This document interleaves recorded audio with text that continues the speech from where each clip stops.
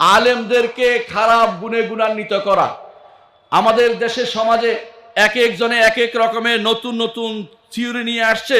কাউকে দেখবেন যে কাউকে বলতেছে যে অমুক হচ্ছে পেট্রো ডলারের গোলাম, অমুক হচ্ছে যিনি টাকা খায় বাইরে থেকে, অমুক হচ্ছে এই, অমুক হচ্ছে ওহাবি। ওই জাতীয় নামকরণের থেকে দূরে থাকতে হবে। কোরআন এবং সুন্নাহর দিকে আহ্বান করবেন। কাউকে বিশেষ কোনো দল বা বিশেষ কোনো গোষ্ঠীর দিকে আহ্বান জানাবেন না। কোরআন এবং সুন্নাহর দিকে আহ্বান জানানো হচ্ছে নিয়ম। এবং কোনো আলেমকে জানা আপনি জানেন না, তাকে তারপরে না জেনেও অমুককে অমুক বিভিন্ন রকমের যে খারাপ গুণে গুণান্বিত করেন, এর জন্য আল্লাহর কাছে দায়ী হতে হবে। আল্লাহর কাছে দায়ী হতে হবে। কাউকে আপনি না জেনে যে মুখ থেকে বুক ফসকে কথা বলেছে, হাসরের মাঠে এর জন্য হতে পারে আপনার এত কষ্টের অর্জন করা নেক আমলগুলি সেই ব্যক্তি নিয়ে চলে যাবে। আপনি হতাশায় ভুগা ছাড়ার কোনো কারণ থাকবে না।